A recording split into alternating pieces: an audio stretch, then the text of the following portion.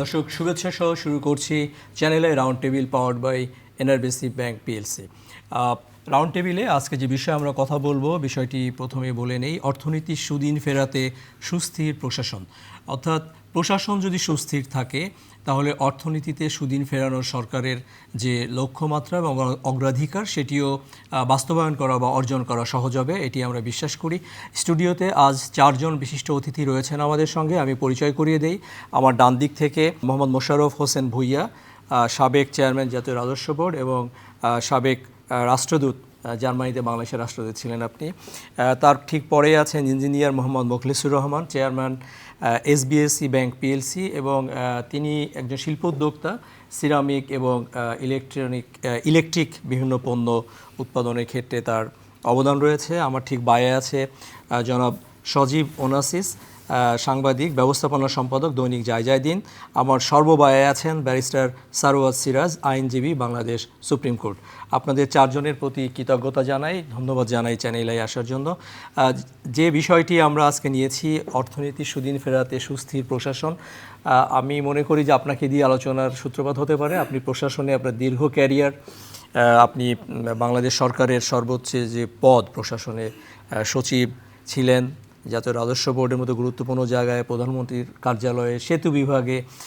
এই সময়ে এসে আমি যদি এইভাবে একটু শুরু করতে চাই যে 2023-24 বা আরও তার কয়েক বছর আগে থেকে ব্যাংক খাতের যে লুটপাট, অনিয়ম, দুর্নীতি, প্রশাসনের দলীয়করণ, সবখানেই সর্বগ্রাসী যে একটা দুর্নীতি, সেই জায়গা থেকে আমরা 2024-এর 5 অগাস্ট যে পট পরিবর্তন হলো, আশা করেছিলাম অর্থনীতিতে আমাদের একটা সুস্থির অবস্থা ফিরবে, সেটা এখনও ফেরে নাই। নির্বাচিত সরকার, আমরা আশা বুক বেঁধে আছি যে এখন অর্থনীতির যে ক্ষতগুলো সেটা সারানোর কাজ পুরোদমে শুরু হবে। কিন্তু এই সময় আবার প্রশাসনের যে একটা অস্থিরতা দেখছি, আপনার এই সরকারের একটা খুব ভালো লাগার মতো বিষয় ছিল যে দলীয় লোকজন নিয়োগ হবে না, যেটা অর্থমন্ত্রী বারবারই বলেছেন, প্রধানমন্ত্রীও এরকম ইন্ডিকেশন দিয়েছেন। তারপরে আমরা দেখলাম সম্প্রতি অনেকগুলো কর্পোরেশনে সরাসরি দলীয় লোকজন নিয়োগ হলো, ওএসডি হচ্ছে, বাধ্যতামূলক অবসর হচ্ছে। এইরকম একটা অবস্থা যদি চলতে থাকে তাহলে কি আমরা অর্থনীতির যে সুদিনের অপেক্ষায় আছি সেটা কতটুকু সম্ভব? অনেক ধন্যবাদ আপনাকে। এটি খুব গুরুত্বপূর্ণ প্রশ্ন, এবং আমরা যদি লক্ষ্য করি বাংলাদেশের ইকোনমি, এই যে এখন বলা হচ্ছে যে এই 500 বিলিয়ন থেকে আমরা 1 ট্রিলিয়নে যাব। হ্যাঁ, 500 বিলিয়ন এখন আছে। জি, এটি কিন্তু 1973-তে 8 বিলিয়ন ছিল মাত্র। রাইট। 8 বিলিয়ন থেকে পর্যায়ক্রমে যারাই সরকারে থাকুক তাদের চেষ্টার মাধ্যমে এই জায়গায় এসেছে, এবং এখানে আপস অ্যান্ড ডাউন, আপনি যেটি বলেছেন সেটিও সত্য। অর্থ পাচার হয়েছে দেশের বাইরে, ব্যাংক খাতে লুটপাট হয়েছে, এসব আছে। তারপরেও ইকোনমিটা এক জায়গায় গিয়েছে, এবং সেক্ষেত্রে প্রশাসনের যারা কাজ করেছে, বিশেষ করে সেক্রেটারি হিসাবে বিভিন্ন সেক্টর কর্পোরেশনে অনেকে দায়িত্ব পালন করেছে, তারপরে বিভিন্ন সাংবিধানিক সংস্থায় অনেকে কাজ করেছে, মানে ইনস্টিটিউশনস যেগুলি আছে সেইগুলিতে যারা কাজ করেছে তাদের অবদান অস্বীকার করার কোনো উপায় নেই। আমি একটা মাত্র উদাহরণ দেই। এই আমাদের রেডিমেড গার্মেন্টস যখন হয়, এটা ফ্লারিশ করছিল, তখন বাংলাদেশ ব্যাংক, এনবিআর এবং অর্থ বিভাগ, এইসব জায়গায় যে গুরুত্বপূর্ণ সচিবরা ছিলেন, এরা কিন্তু আপনার এই যে এই ইয়েগুলি করেছে, ফ্যাসিলিটেট করেছে যে ব্যাক টু ব্যাক এলসির কথা বলি, ব্যাক টু ব্যাক ইউডি সুবিধার কথা বলি, তারপরে এই যে এই বিনা শুল্কে আনা বন্ড ফ্যাসিলিটিস যেটা দেওয়ার, এই সবগুলি জিনিস তারা করেছে। এবং সরকার, তৎকালীন যে পলিটিক্যাল গভর্নমেন্ট যারা ছিল, বা ওই যদি আর্মির সরকারও থাকে, এরশাদ সাহেব ছিলেন, এরাও কিন্তু এইগুলি প্রশাসনের যেই দিক নির্দেশনাগুলি আছে সেগুলি তারা মেনে নিয়েছিলেন এবং আমরা এই পর্যন্ত সেরকম দেখেও আসছি। বিষয়টি হয় যে যদি আস্থা সিভিল সার্ভিসের উপর না থাকে তাহলে কিন্তু দেশ চলে না।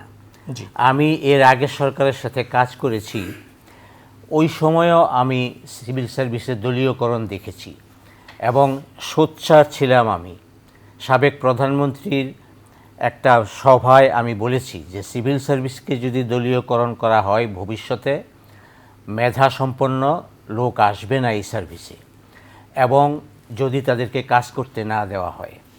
পরবর্তী পর্যায়ে আপনার এই যে ইন্টারিম গভর্নমেন্ট আসলো আগের সরকারের পরে, জি।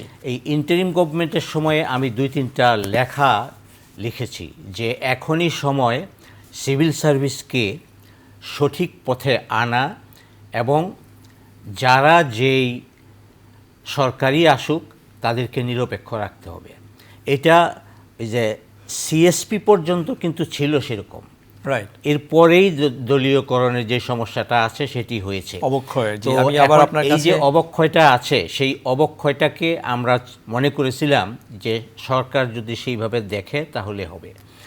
এখন রিসেন্টলি আপনি যেটি মেনশন করেছেন যে সিভিল সার্ভিসে একটা বেশ ওই যে কিছুদিন আগে অনেককে জি, রিটায়ার 30 করে প্লাস দেওয়া হয়েছে, কর্মকর্তাকে। জি, 36 কর্মকর্তাকে, এবং এরা যদি সরকারি চাকরিতে থাকতো এরা কিন্তু সরকারের বিরুদ্ধে কাজ করতো না। আগে কি করেছে না করেছে, কেন করেছে, সেটা গবেষণার বিষয়। আর আরেকটা বিষয় হলো, কিন্তু আমি একটু সম্পূরক প্রশ্ন করতে চাই। গবেষণার বিষয় নিঃসন্দেহে, কিন্তু কর্তার ইচ্ছায় কর্ম, যেটা আমরা যখন যে সরকার যেভাবে চায় সেটার বাইরে যাওয়া আপনাদের সুযোগ কতটুকু থাকে? মোটেই নাই, সুযোগ নাই। এবং কখনো কখনো আছে যে নিরপেক্ষ থাকা যায়, কিন্তু সব পদে নিরপেক্ষ থাকা যায় না। জি। আমি যেসব পদে চাকরি করেছি সেগুলিতে আমি নিরপেক্ষ ছিলাম, কিন্তু আমি যদি জেলা প্রশাসক হিসেবে কোথাও থাকতাম হয়তো সেরকম থাকা যেত না। জি, আমি আবার আপনার কাছে আসবো। একটা কথা শেষ বলে দিই, জি, আমি আবার আপনার কাছে আসবো। জনাব মোশাররফ হোসেন ভূঁইয়া, আমাদের সঙ্গে একজন আইনজীবী আছেন, ব্যারিস্টার সারওয়ার সিরাজ। আপনি এই চারজন আলোচকের মধ্যে আমরা একটু জেন্ডার ব্যালেন্সও করতে চাই। আমরা কথা বলছিলাম যে প্রশাসনের অস্থিরতা এটা কিভাবে ইম্প্যাক্ট করে আমাদের অর্থনীতিকে। আপনার যদি একটু অবজারভেশনটা আমরা জানতে চাই এই ব্যাপারে। আমি একজন আইনজীবীর দৃষ্টিতে যদি দেখি, প্রথমেই সবাইকে ধন্যবাদ জানাচ্ছি, দর্শকদের এবং সহ আলোচকদের আমাকে আমন্ত্রণ জানানোর জন্য ধন্যবাদ। আসলে প্রশাসন এমন একটা জিনিস, সেটাকে কিন্তু শুধুমাত্র আমাদের সেক্রেটারিয়েট বেসড ধরলে হবে না। এই প্রশাসনের অনেকগুলো পিলার বা খুঁটি আছে। এর মধ্যে আমাদের নীতি নির্ধারণীর যে জায়গাগুলো, বিশেষ করে অর্থনীতির নিয়ন্তা যেসব জায়গা, সেগুলো কিন্তু প্রশাসনেরই অংশ।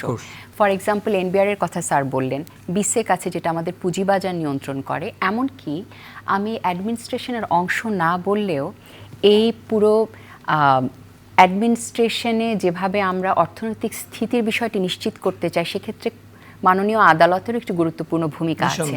আপনারা জানেন যে বছরের পর বছর অর্থঋণ আদালতে, প্রথমে দেউলিয়া আদালতে, অর্থঋণ আদালতে বিভিন্নভাবে যেই অর্থঋণের মামলাগুলো পড়ে আছে, অর্থাৎ বিভিন্ন প্রতিষ্ঠানের কাছে, ব্যক্তির কাছে রাষ্ট্রের পাওয়া টাকা রয়েছে, ট্যাক্সেশনের ব্যাপারেও সে একই বিষয়।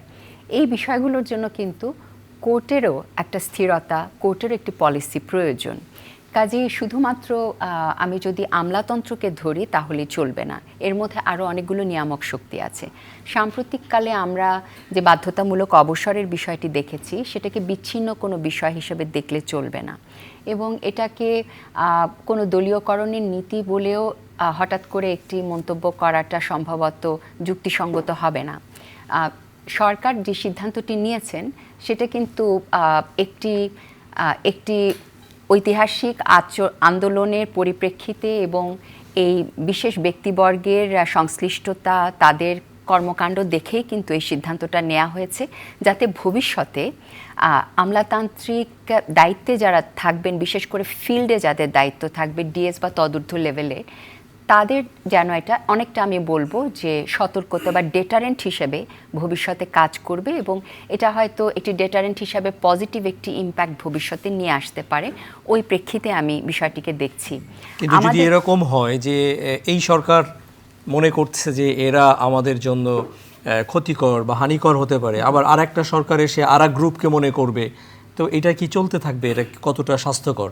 আমাদের আমরা সবসময় ওই হরতালের সময় শুনতাম যে ধাওয়া পাল্টা ধাওয়া, Right. অনেকটা হয়েছে এরকম। আমাদের এই আমলাতান্ত্রিক যে বিষয়গুলো, বিশেষ করে সিভিল সার্ভিসের যে নিরপেক্ষতার যে বিষয়টি ছিল, তা বহু আগেই ধ্বংস হয়ে গেছে।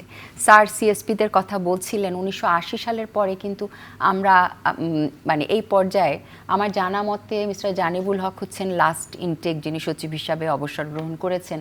পরবর্তীতে আমরা দেখতে পেয়েছি কিভাবে একটি গুরুত্বপূর্ণ ইনস্টিটিউশন হিসাবে সম্পূর্ণভাবে ধ্বংস হয়ে গেছে আমাদের সিভিল ব্যুরোক্রেসি। কারণ দেখা যাচ্ছে যে স্ট্যান্ড রিলিজ, পদোন্নতিতে বাধা, এবং অনেক ক্ষেত্রে আমরা সরকারি কর্ম কমিশন একেবারে ডিএনএ দেখে তাদেরকে নিযুক্তি দেয়া হয়েছে, এরকমও হয়েছে। সেটা কি এখন কি এই ধারাবাহিকতা আমরা চালিয়ে যাব? আমাদের কি কোনো সময় আমরা পরিবর্তনের কথা ভাববো না? আমি তো অবশ্যই আশাবাদী। মাত্র 50তম বিসিএস এর একটি রেজাল্ট বেরিয়েছে। সামনের বিসিএসগুলোতে কিভাবে নিয়োগ হবে সেগুলো তো মানুষের সামনে পরিস্ফুট হবেই, আমরা দেখতে পাচ্ছি।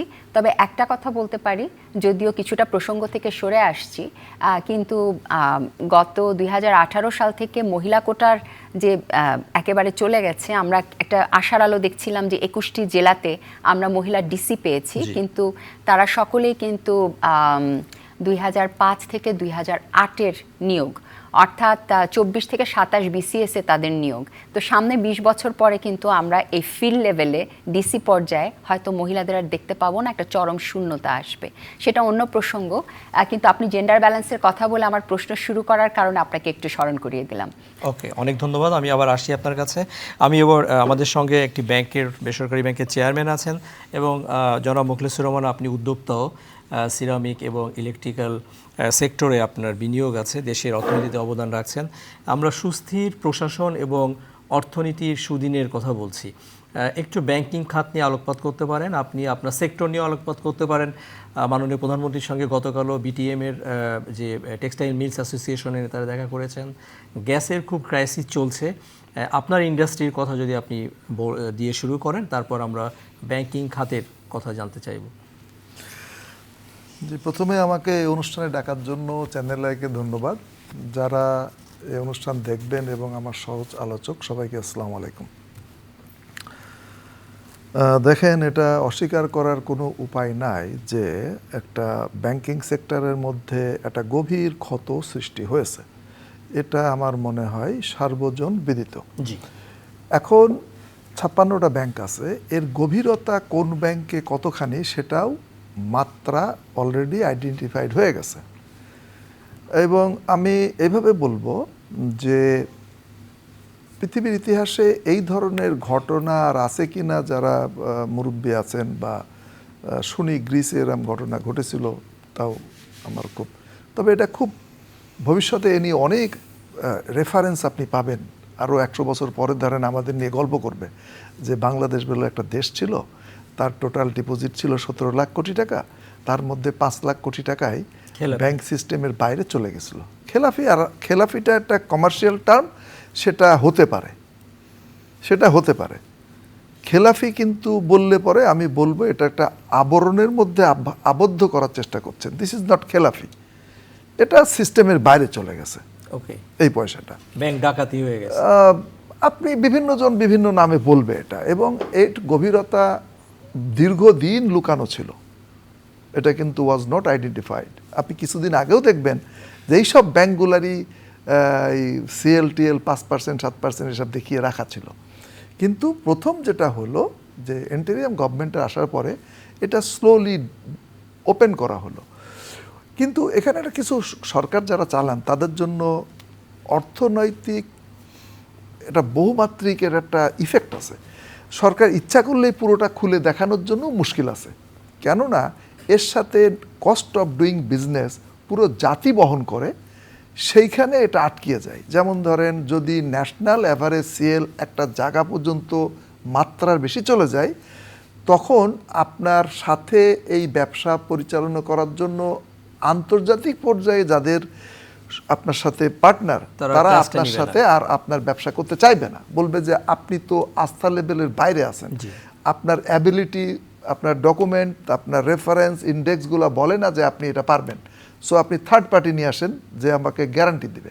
কস্ট বেড়ে যায়। তখনই ধরেন নেগোসিয়েশন হবে যে ভাই আপনার তো যে অবস্থা, তাতে তো আপনাকে তো 3% পারি না, 5% হলে আপনাকে আমি গ্যারান্টিটা দিতে পারি।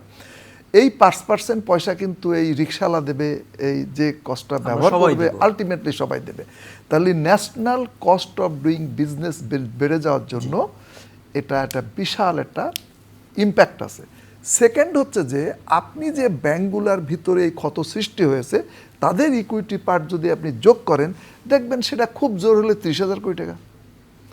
মনে করলেন যে ভাই তুমি ব্যাংকের মালিক, তোমার পয়সা ফরফিট করে দিলাম, 30,000 কোটি টাকা। আর আপনার অ্যাসেট নষ্ট হয়েছে 5 লক্ষ লাখ কোটি কোটি টাকা। তাহলে 4,70,000 কোটি টাকা আপনি কোথা থেকে দেবেন? এটা টু বি ভেরি ফ্র্যাঙ্ক, আমি নিজেও ধরেন নিজের সাথে যখন কথা বলি, যে আমি হলে যদি মনে করেন যে আমাকে বলতো যে এটাকে একটা অ্যাড্রেস করার প্রসেস কিছু বলেন, আমি নিজেও চিন্তা করে পারি না। তখন খুঁজি যে ঐতিহাসিকভাবে পৃথিবীর কোথাও এরকম ঘটনা অ্যাডজাস্টমেন্ট হয়েছে কিনা, এরকম ঘটেছে কিনা।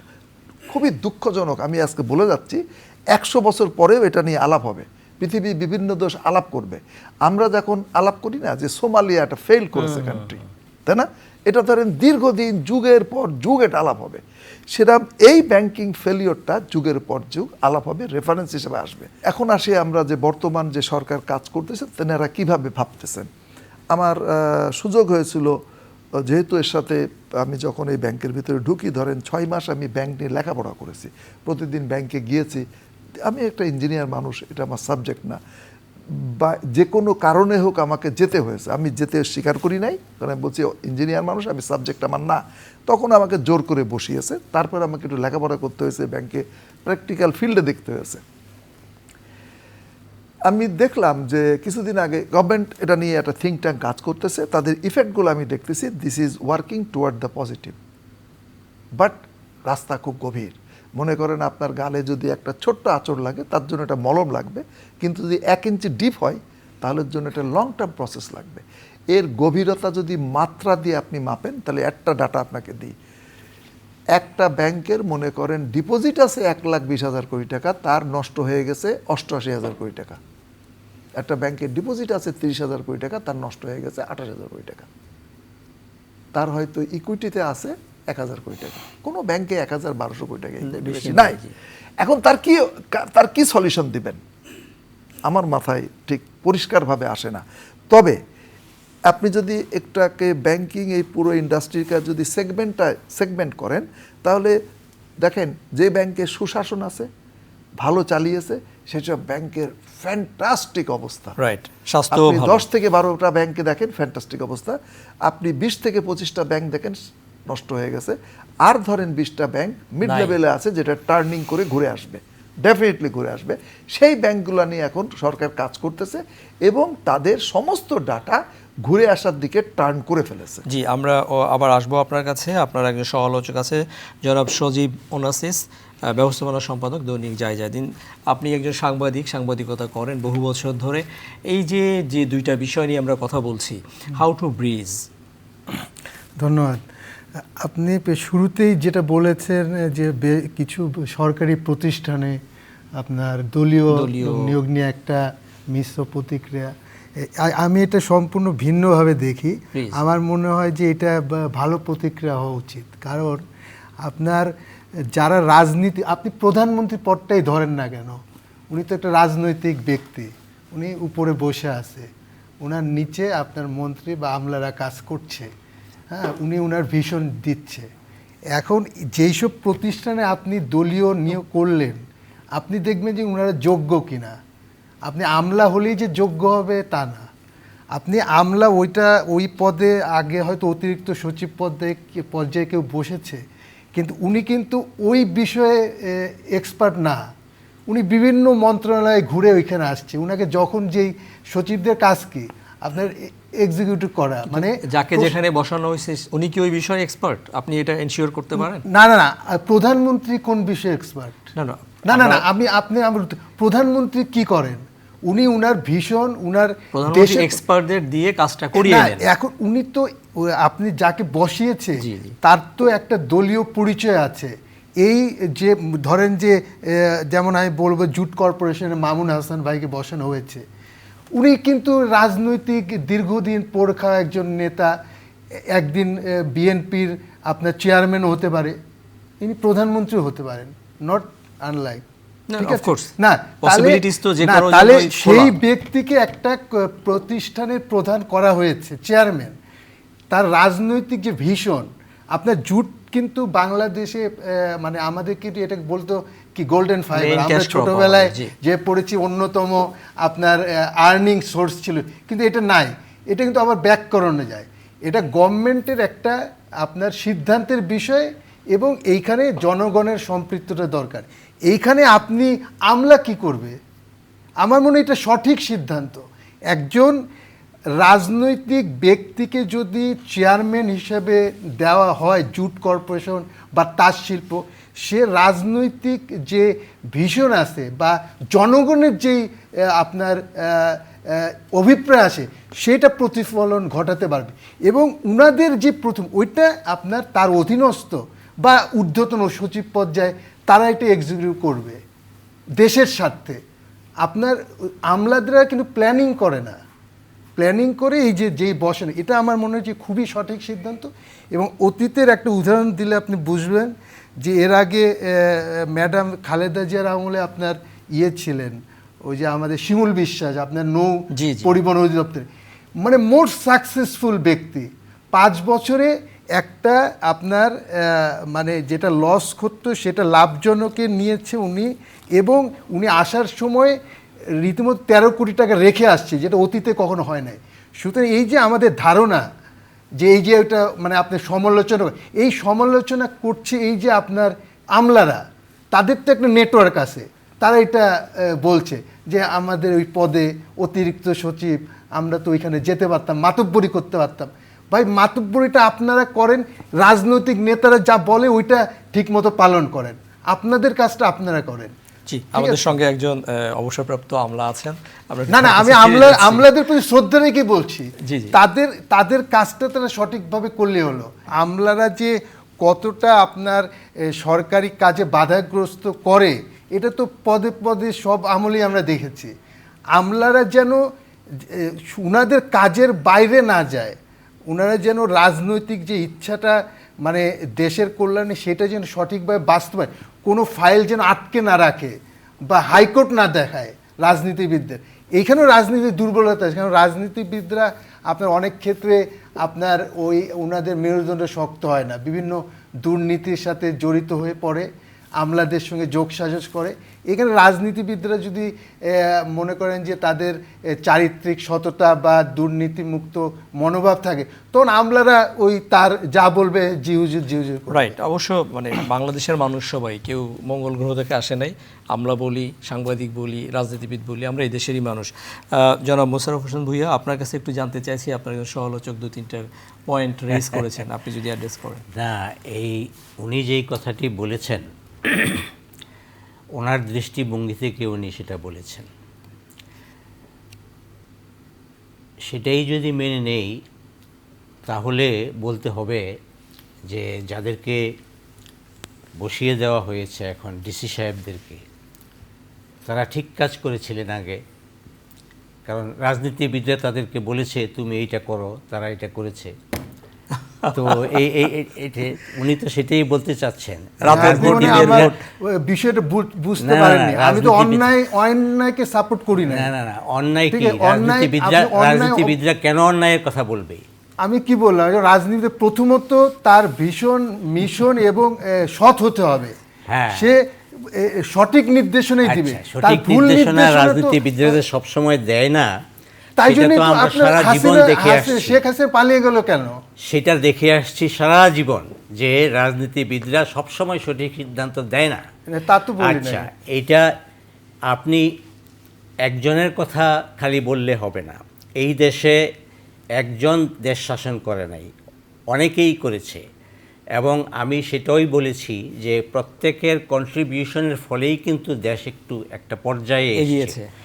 তারপরেও আমি বলবো যে হয়তো আমরা থাকবো না, এখন থেকে পরবর্তী পর্যায়ে আবার যদি সরকার পরিবর্তন হয়, 10 বছর 15 বছর পরেও যদি আবার সরকার পরিবর্তন হয়ে অন্য কারো হাতে আসে, সে করবে কি, এখনকার যারা আমলা আছে তাদেরকে সরিয়ে দিবে। হ্যাঁ, অবশ্যই সরাবে। হ্যাঁ। কারণ আপনার আমেরিকায় কি হয়, যে ট্রাম্প প্রশাসন বা তাহলে ক্লিনটন আমেরিকা প্রশাসন এসে শোনেন, সমস্ত সরিয়ে দেয়। এখন আমরা তো আমি বলি। ওই পর্যায়ে যেতে পারি নাই, ওই পর্যায়ে যেতে পারলে সবচেয়ে ভালো হতো। প্রশাসনের ফুল সেট চেঞ্জ হয়ে যায় তা না, না, কি পয়েন্ট না, না, গুলোতে কি change? point? জি। ওইটাই তো বলছি। এখন আমি সেটা বলি আপনাকে, আমাদের দেশের, পাকিস্তানের, ভারতের যে সিভিল সার্ভিস, এগুলি কিন্তু একটা পার্মানেন্ট সেটআপ। এটা আমেরিকান সিস্টেম না। আমেরিকান সিস্টেম হলে সেটা আমাদের গভর্নমেন্ট যে কোনো যেইভাবেই হোক আগেই ডিক্লেয়ার করে ফেলতে হবে যে আমি কিন্তু এই কাজ করব। রাইট। এবং তখন কিন্তু এই যে মেরিটোরিয়াস যারা এই সারা জীবন সিভিল সার্ভিসে থাকবে এবং একটা টপ পজিশনে পৌঁছার একটা চেষ্টা হবে, তারা আসবে না। যাদের ইচ্ছা তারা আসবে। রাইট, তাহলে ওই মানসিকভাবে ওই হ্যাঁ, মানসিকভাবে ওরিয়েন্টেশনটা হবে। প্রস্তুত হবে। এখন একজন সিভিল সার্ভেন্ট, সে তার মেধার মাধ্যমে পরীক্ষা দিয়ে এসে তারপরে সে সারা জীবন সততার সাথেই করুক বা না করুক, এই যে যারা চলে গেল তারা সবাই অসৎ, তারা কিন্তু। তো এখন সততার এর মধ্যে যদি দেখা যায় যে সে তার চাকরি জীবনটা কমপ্লিট করতে পারলো না, এখন সে কি করবে? সে তো ব্যবসাও শিখে নাই। তারপরে এই এখন সে তো এই যে ম্যাডাম যেরকম একজন আইনজীবী, সে সেটাও করে নাই। সেটা যদি করতে হয় না, তাহলে আবার তাকে শুনেন, পড়াশোনা আপনি করতে হবে। আমলাদেরকে আবার- ব্ল্যাঙ্ক চেক দেওয়ার কিছু নাই। আমলারা হলেই যে তারা দোষ ত্রুটি এরপরে উঠে থাকবে। শুনেন, শুনেন, আমি আপনাকে বলি। আমলারা এই দেশে কি না, না, করেছে? এখন আপনি পরে আমলারা আবার বললেন। সমস্ত ক্ষেত্রে পরে আপনি বললেন। আপনার সরকারি যে নীতি স্বপ্ন, সেটাতে বাধাগ্রস্ত করছে। আপনি আমলাদের কাজে থাকুন। বাধাগ্রস্ত একদম। করলে উনি দেশ- ব্ল্যাঙ্ক চেক দেন নাই, উনি বলছেন যে হ্যাঁ। সবাই অপরাধী ছিলেন তার যেরকম না, সবাই অপরাধী আপনার তাও মনে না। আছে যে শেখ হাসিনার আমলে যে একটা তদন্ত হয়েছিল, যে আপনার কানাডায় আপনার ওই যে বেগমপাড়া, জি, জি। আপনি কি জানেন যে তার মানে ম্যাক্সিমাম আমলারা জি, ছিল? পররাষ্ট্রমন্ত্রী সাবেক উনি না, না, না, বলেছিলেন এই তাহলে কথা। আপনি কি বলছেন? আপনার 90% আমলা করাপ্ট। আপনার মানে লিস্টেড আপনার এইটা তথ্য প্রমাণ আমি কখনো পাই নাই। না, না, আমি 90% তো প্রমাণ দিয়ে দিলাম তো। আপনি প্রমাণ দিলে হবে না। আপনার 90% অনেক বড় ফিগার। অনেক বড়। আপনার আচ্ছা, আমরা একটু ওনার কথা বেগমপাড়া, শুনে আসি। কানাডার বেগমপাড়ার অধিকাংশ বাড়ি হলো আমলাদের। আপনি প্রমাণ দিতে চাচ্ছেন তো? আপনার কাছে কি প্রমাণ আছে? আপনি যে বললেন, এখন এইটা একটা, বিশেষ করে আপনাদের শ্রেণী যারা আছে বা অন্যান্য যারা আছে, তাদের একটা মেনিয়া হয়ে গেছে যে আমলাদেরকে বকাবকি করা। দেশ এত দূর আগাইছে শুধুমাত্র সাংবাদিকদের কন্ট্রিবিউশনে না, সব পেশাজীবীর শুধুমাত্র অবদান। সব পেশাজীবীর অবদান রয়েছে। সবার। আমাদের দেশের ব্যবসায়ীরা কাজ করেছে, এন্টারপ্রেনিয়ররা কাজ অবশ্যই, করেছে, অবশ্যই। সরকারি অফিসাররা কাজ করেছে, রাজনীতিবিদরা কাজ করেছে, সবার সম্মিলিত politician- contribution হ্যাঁ, আছে। সবার আপনি ইয়ের কিন্তু এই যে মধ্যেই দেশ বলছেন যে আগাইছে। আমাকে যে আমি হ্যাঁ। আমলাদেরকে এককভাবে দোষী, না, তা না, কিন্তু তাই করি নাই। করা হচ্ছে। তা কিন্তু অনেকেই করি নাই। আপনি শুরুই কিন্তু করেছেন জনাব সেটা সজীব, বলি। জনাব সজীব, 90% হিউজ একটা নাম্বার। হ্যাঁ। 90% যখন আপনি শুরুই বলেন, করেছেন আমি তো সেভাবে। গভর্নমেন্টের আপনার ওই যে আওয়ামী লীগের তদন্ত রিপোর্টই বললাম যে এইরকম- অধিকাংশ, তাহলে অধিকাংশ বুঝাতে কি বুঝায়? না, এটা- যে বেগমপাড়ায় করতে কত আচ্ছা, টাকা আমার লাগে আপনি যতদূর জানেন? মনে পড়ে, তাহলে আপনি একটা আমলা এই টাকাটা কোথা থেকে পায়? যারা লোভী, আর আপনাকে একটা আমি কথা আপনাদের বলি। দুজনের না, আমি মধ্যে বলি, একটু যারা mediate লোভী, করি। সুবিধা পেলে সে ফকির হইলেও সে চুরি করবে, ভাই, সাংবাদিক আপনি হইলেও আরেকটা চুরি উদাহরণ করবে, দেই, ধরেন যে এই রাজনীতিবিদ যে হইলেও আপনার- চুরি করবে। না, এই যে আপনার আমলাদের যে এই যে তাদের যে সুবিধা, আপনি রাজনীতিবিদরা জেলে যায়, কয়টা আমলা জেলে গেছে? এখন কালকেও দেখলাম একজন সচিব উনি কতগুলি- জেলের এমন করে যাচ্ছে আছে না, যারা ওইটাই তো করাপ্টেড, বলছি। তারা আইনের আওতায় আসছে। আমরা এই তর্কটা না যাই। আমি জনাব মুখলিসুর রহমান, আমলাদের দ্বারা চলে না, তারপরেও আমলাদের গালাগালি করবে। অনেক না ধন্যবাদ চলার কথা তো আপনাকে। বলি নাই। আমি আমরা আপনার তো কাছে আবার অবশ্যই আসবো। লাগবে, আমি আবার লাগবে। আপনার কাছে জি, জি। আসবো জনাব মুখলিসুর রহমান। আপনার কাছে দুইটা ছোট্ট প্রশ্ন আছে, যেহেতু আমাদের সময় সীমাবদ্ধতা থাকে। আপনি বলছিলেন যে আপনি নিজেও যখন নিজের সাথে কথা বলেন কোনো সমাধান আপনি পান না, কিন্তু আমাদের তো সামনে এগিয়ে যেতে হবে। তাহলে প্রশাসনের, সরকারের কোন কোন জায়গাতে আসলে ফোকাস করা দরকার? আপনি যেহেতু একটা ব্যাংকের স্টিয়ারিং হাতে আপনার। কারেক্ট। এখানে আমি আশাবাদী হওয়ার কারণ হচ্ছে, আমি আপনার এই অনুষ্ঠানে না কোন টেলিভিশনে বলেছিলাম যে দেখেন এটা এর সাথে রিলেশন আছে। দেখেন দেউ জিয়াংপিং এর একটা কথা আছে, বিড়াল সাদা বা কালো এটা বিষয় না, ইঁদুর ধরে। বিষয়টা হচ্ছে বিড়াল ইঁদুর মারে কিনা। Right. দিস ইজ খুব কি পয়েন্ট। 1989-এ মনে হয় উনি পিএম ছিলেন, এবং তারপরে 91 থেকে আমি এ পর্যন্ত চায়নার ডেভেলপমেন্টটা চোখের সামনে দেখেছি। এখন আমি আশাবাদী হয়ে উঠতেছি এই জন্য যে দেখেন গভর্নর সাহেব যারা ছিলেন, আমি আগেও বলেছি, দেখেন আগের গভর্নর সাহেব যারা ছিলেন তাদের কিন্তু একাডেমিক ব্যাকগ্রাউন্ড, যদি আমরা পারসেপশন ওয়াইজ বলি, কনসেপশন ওয়াইজ বলি, একাডেমিক সাইজ বলি, সব কিছু ঠিকঠাক ছিল, কাজ কিন্তু একটাও ঠিক হয় নাই। সমস্ত কাজগুলা আপনি যদি ম্যাথমেটিক্যাল মডেলে মাপেন, এত গভীরতা আপনার, এত জঘন্য খারাপ লাগবে যে আপনি নিজের সাথেই নিজেকে ছোট বলবেন, এত জঘন্য। আপনি সেই 1 নম্বর থেকে সবগুলা গভীরতা আপনি ভেবে দেখেন। কিন্তু এখন যেটা বসানো হয়েছে তার কিন্তু কনসেপশন, পারসেপশন, একাডেমিক ব্যাকগ্রাউন্ড এসব কি আছে না আছে সেটা বিষয় না, কিন্তু ইঁদুর মারে কিনা, রাইট। উনি ইঁদুর মারতেছেন। আমি একটা মডেল দিই আপনাকে, বলি আপনি যথার্থ উদাহরণ দিয়েছেন। ইঁদুর মারতেছে কিনা। এদের আপনি অতীত চিন্তা করে দেখেন, তাদের পারসেপশন, কনসেপশন, একাডেমিক ব্যাকগ্রাউন্ড, তারা মনে করতো যে এই চেয়ারটা এই গ্রুপ অফ পিপল থেকে অকুপাই করতে হবে, এটা তাদের বার্থ রাইট। এটা কিন্তু একটা, আমি বলবো প্রধানমন্ত্রীর একটা সাহসী সিদ্ধান্ত, আমি স্যালুট করি সিদ্ধান্তের জন্য। এবং তার রেজাল্ট স্লোলি জাতিকে দিচ্ছেন উনি আমার টিমের সাথে একদিন, বেশি কথা বলেন না ভদ্রলোক, খুব কম কথা কম বলেন, কথা বলে শুধু encourage বললেন, করেন। শোনেন, শুধু বললেন দেখেন আপনার ডাটাগুলো দেন। উনি ফরম্যাট দিয়ে দিয়েছে, ডাটা এইভাবে তৈরি করে নিয়ে আসেন। আমি হল তাই করতাম, ওকে উইথ ওথ। উকিল সাহেবরা বলেন না যে আপনি এভিডেভিট করে বলেন, জি। দুটো স্টেটমেন্ট, একটা হচ্ছে ইউ এভিডেভিট করে বলেন অথবা আন্ডার ওথ বলেন, এই তো। তাহলে কারণ আমাদের এখানে তো ডাটা আবার সব ন্যারেশন ফ্যালাসিতে, আমাদের যদি পিএইচডি হতো, যদি নোবেল থাকতো, তাহলে এই জাতি পেত। জি। কেন ন্যারেশনকে কিভাবে টুইস্ট করতে হয়, করতে হয়। করে ফ্যালাসি তৈরি করতে হয়, করে কন্ডেম করতে হয়, এটার উপরে পিএইচডি, ডিগ্রি ফিগ্রি সব আমরা পেতাম। I am sorry. তো উনি বললেন যে ডাটা নিয়ে আসেন। ও আপনাদের ডাটা ভেরি গুড, 21 থেকে 15, আচ্ছা ঠিক আছে, আপনাদের দুটো মেসেজ দেবো, up to December time frame দিয়ে দিয়েছেন, আপ টু ডিসেম্বরে এই করণীয়, জুনে এই করণীয়, নেক্সট ডিসেম্বরে এই করণীয়, যদি ফেল করেন তাহলে ওষুধ আমার তৈরি আছে, আমি ট্যাবলেট আবার দিয়ে দেবো। উনি বলে দিয়েছেন যে সিএল এই রেঞ্জে নিয়ে আসবেন। স্যার কীভাবে নিয়ে আসবো? এইভাবে নিয়ে আসবেন, হলে আপনার ক্যাপিটাল কম পড়বে। মালিকদের ডেকে বলেন পয়সা দাও, আইদার পয়সা দাও অথবা স্ট্র্যাটেজিক পার্টনার নিয়ে আসো। পয়সা নষ্ট করলে তুমি করেছো তো, Right. এই পয়সা তো এমপ্লয়িজরা করে নাই। না, আমি ওইটাকে পরে পাঠিয়ে আসবো, এটার সাথে ট্যাগ করেন না। এই পয়সা তোমাদের তত্ত্বাবধানে হয়েছে, তাহলে তোমার পয়সা দাও অথবা স্ট্র্যাটেজিক পার্টনার নিয়ে আসো। ওই যখন পর্যন্ত আসতে পারবে না, তার জন্য নিশ্চয়ই উনি ট্যাবলেট তৈরি করছেন, উনি দিবেন। ঠিক আছে, এটা বললাম এই জন্য যে দেখেন এখানে একটা ডিবেট হলো, আমি শুনলাম। আমি আগেই বলেছি যে পলিটিক্যালি আমার কোনো অভিজ্ঞতা খুব এত ডিপ নাই, তবে একটা কথা আমি এখানে অ্যাড করতে পারি যে এই যে কজনকে দেওয়া হয়েছে, ছেড়ে দেওয়া হয়েছে, তারা তো কাজটা ঠিক করেন নাই, জি। এটা তো অ্যাডমিট করেন কিনা। জি। এবং আপনি নিজেকে ঝুঁকিপূর্ণ জায়গায় নিয়ে গেছেন। আপনার হাতে অপশন ছিল যে I do not agree with you, so I will not do it, you can, আপনার তো আমার অপশন আছে, আমি এটা করবো না, আমাকে সরিয়ে দেন। আমি অনেক আমলাকে দেখেছি সচিবকে বলেছে স্যার এই কাজটা আমি করতে পারবো না, 25 বছর আমাকে ছেড়ে দেন, আমি জানি। বলছে তাহলে কালকে পত্রিকায় কিন্তু আপনার নামে এই লেখা হয়েছে, তাও স্যার বেঁচে যাবো, কিন্তু আমি এটা করতে পারবো না। ঠিক আছে, he has option, he didn't take that option, he did ইট।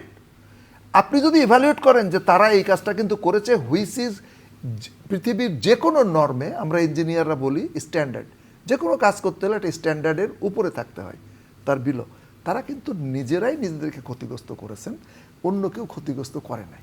জি, আমি জানি না এটা অ্যাডমিট করবে আমাদের না, না, মুরব্বি অনেক ধন্যবাদ agree করবেন আপনাকে, কিনা। খুব সুন্দর আমি করে একটু বুঝিয়ে বাইরে বলেছেন। আমার সাবজেক্টের বাইরে বললাম এটা, but মাফ it's করে দিয়েন। relevant. তবে সাথে এটাও বলবো, জেনারেলাইজড কোনো গ্রুপকে দোষী করার রাইট, পক্ষে আমি আবার ঢালাও কাউকে দোষী করা দোষী উচিত করতে না। চাই না। জি, আমরা শেষ করে আনবো। আমাদের অ্যাডভোকেট আছেন সারওয়াত সিরাজ, আপনার কাছে জানতে চাই আপনি কোনো কিছু অ্যাড করতে চান কিনা আমাদের এই আলোচনা সমৃদ্ধ করার জন্য।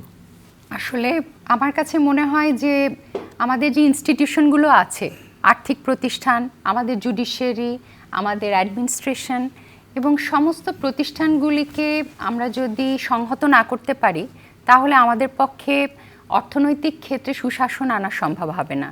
এবং এক্ষেত্রে যে অ্যাকাউন্টেবিলিটি, স্বচ্ছতা, জবাবদিহিতা এবং একটা কমিটমেন্ট নিয়ে টাইম বাউন্ড ফ্যাশনে উনি যেটা বলছিলেন যে একটা সময় বেঁধে নিয়ে রাইট, বাংলাদেশ ব্যাংকের গভর্নরের স্টাইল এটা। হ্যাঁ, একটা রেজাল্ট ওরিয়েন্ট, কারণ উনি এসেছেন আসলে প্রাইভেট সেক্টর থেকে, right. এবং বাংলাদেশের বড় বড় অর্থমন্ত্রীরা তো আসলে অ্যাকাউন্টেন্টই ছিলেন। আর আমি ওনার সাথে একদম একমত যে আমরা পিএইচডি করা অনেক বড় বড় অর্থনীতিবিদদের দেখেছি, রবীন্দ্র বোদ্ধাদের পেয়েছি, কিন্তু এই একই সময়ে আমাদের এই টাকা ফিলিপিন্সে চলে গেছে, আমাদের লকার থেকে, আমাদের ওয়ার্ল্ড থেকে টাকা উধাও হয়েছে, পাচার হয়েছে, সবই তো এসব পিএইচডি এবং বড় বড় ডিগ্রি হোল্ডারদের নাকের নিচ দিয়েই হয়েছে। কাজে এক্ষেত্রে আমি বলবো যে বৃক্ষ তোমার নাম কি, ফলে পরিচয়। আর এটা আমার মতে আমাদের এটা আমাদের ইনফ্লেশন বলুন আর আমাদের ট্যাক্স জিডিপি রেশিও, সমস্ত ক্ষেত্রে ব্যাপক কাজ করার আছে। এত বড় একটি দেশ এবং এত বড় আমরা $1 ট্রিলিয়ন যেতে চাচ্ছি, আমাদের জিডিপি আর ট্যাক্সের রেশিও ইন্ডিয়ার থেকে কত কম, আমরা অনেক পিছিয়ে আছি। এই পুরো রিজিয়নে আমরা সবচেয়ে গরিব। আর 40 লক্ষ লোক মাত্র আমরা দিচ্ছি, মানে আমাদের রিটার্ন সাবমিট করছি আমরা 7-8 লাখ, আর তার মধ্যে 0% আছে শুধুমাত্র, মানে জাস্ট রিটার্ন সাবমিট করে আছে। তো সেক্ষেত্রে কত বড় একটা চাপ আমাদের রাষ্ট্রের উপরে পড়ছে। আর এর উপরে তো নতুন সরকারের কাছে আরো ডেভেলপমেন্ট প্রজেক্টের জন্য চাপ আসছে, মানুষের কাছ থেকে চাপ আসছে। এটা খুবই কঠিন এবং চ্যালেঞ্জিং। অনেক ধন্যবাদ ব্যারিস্টার সারওয়াত সিরাজ। আমরা শেষ করব আপনাকে দিয়ে। জনাব সজীব ওনাসিস, আপনি খুব কিছু টুইস্ট দিয়েছেন আমাদের আলোচনায়, আমরা শেষ করব। না ভাইয়া, সেটা হচ্ছে যে ওই স্যার যেটা বললেন যে আমি আসলে আমলাকে টার্গেট করি নাই, আমলা হচ্ছে অপরিহার্য একটা অঙ্গ, বাট তাদের সীমারেখাও আপনার নির্ধারণ থাকবে, যে তারা রাজনীতিবিদদের, মানে যেন তাদের কথায় রাজনীতিবিদদের না চলে, রাজনীতিবিদদের কথায় তারা চলে, এরকম একটা পরিস্থিতি হওয়া উচিত। এবং আমলা যে কতটা যোগ্য সম্পন্ন, যেমন এই যে নাসিমুল গনি ভাইকে চিনি, উনার মতনই এফিশিয়েন্ট মানে আপনার দ্বিতীয়টা আমি দেখি নাই, যে যার কাছে কোনো প্রবলেম নিয়ে গেলে ওই যে ফাইল আটকায় থাকে না, উনি বসে থেকে দরকার হলে ডেকে বলে দেয় বা ফোনে বলে দেয় এখনই করো। এইটা হলো যে আমলাদের হওয়া উচিত, যে কাজটা যেন আটকে না থাকে। আর আপনার সেটা দায়িত্ব কিন্তু আপনার রাজনীতিবিদরা বললেই যে আমলারা শুনতে বাধ্য এমন কোনো মানে চাকরির বিধিতে নাই। যেমন আমার অনেক বন্ধু আছে আপনার র্যাবে, তখন আওয়ামী লীগ আমলে ছিল, তারা দায়িত্ব পালন করে নাই, বলে স্যার এটা আমি পারবো না। একজন কর্নেল বলে যে আমাকে অন্য জায়গায় দিয়ে দেন, আমি এই ডিউটি, এই যে ওই ধরে আনা, এটা আমি পারবো না। কেউ যদি না বলে তাহলে ওকে কিন্তু জোর করে করানো যায় না। সুতরাং আমাদের ব্যক্তি চরিত্র, চারিত্রিক দৃঢ়তা, এটা সবাইকেই, এবং এটা রাজনীতিবিদরাই আসলে নির্ধারণ করে। এখন রাজনীতিবিদ যদি সৎ হয়, আপনার আমলা কিন্তু অটোমেটিকলি একটু ডাউন হয়ে যায়। হ্যাঁ, মানে রাজনীতিবিদদের মেইন ভূমিকাটা রাখতে হবে রাজনীতিবিদ। এক্স্যাক্টলি, কারণ তারা নির্বাচিত প্রতিনিধি। আপনাদের 4 জনের প্রতি আবারও কৃতজ্ঞতা জানাই, ধন্যবাদ জানাই। আজকের এই আলোচনাটি আমাদের যারা টেলিভিশনে এবং অনলাইনে দেখবেন, নিশ্চয়ই তারা সমৃদ্ধ হবেন। তবে যে কথাটি আমি বলে শেষ করব, আমরা সবাই এই বাংলাদেশের সন্তান, বাংলাদেশের নাগরিক। কেউ কারো প্রতিপক্ষ না, কোনো পেশা অন্য পেশার প্রতিপক্ষ না, বরং পরিপূরক। আমাদের সবার সম্মিলিত প্রচেষ্টায় দেশটা এগিয়ে যাবে এবং আমাদের অর্থনীতিতে সুদিন ফিরবে, সেই প্রত্যাশায় শেষ করছি channel I round table powered by NRBC bank.